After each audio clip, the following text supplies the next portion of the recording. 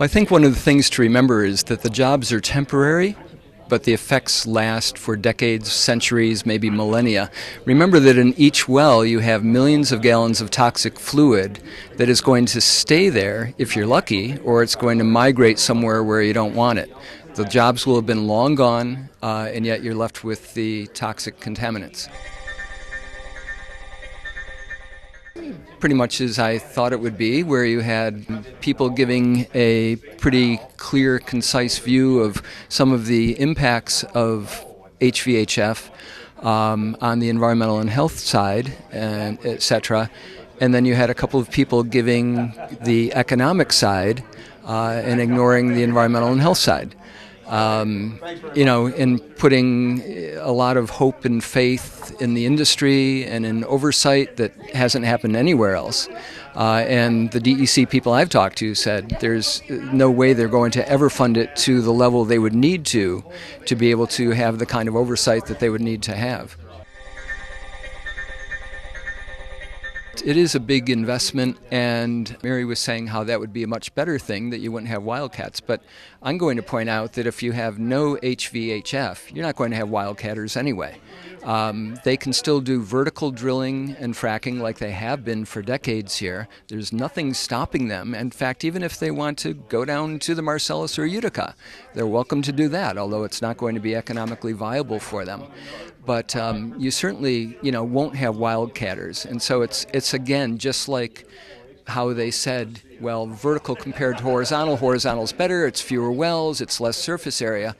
You're comparing it to something that's not going to happen. And so it's a false comparison. If you think about this, you have right now around 6,000 wells in Pennsylvania. If Pennsylvania gets fracked to the level that the companies want to do, they would have close to 100,000 wells over the next decade or two.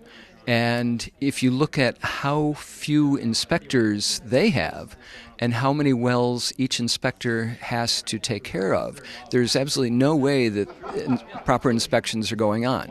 In fact, Cornell University found that they weren't even, they would find violations, but because they were so busy, they wouldn't even write them up or cite them. And so certainly, New York would take an awful lot of resources, and that would come out of taxpayer money unless New York made the gas and oil companies pay for this. It would take an awful lot of money for New York to have the kind of oversight that they were speculating would happen.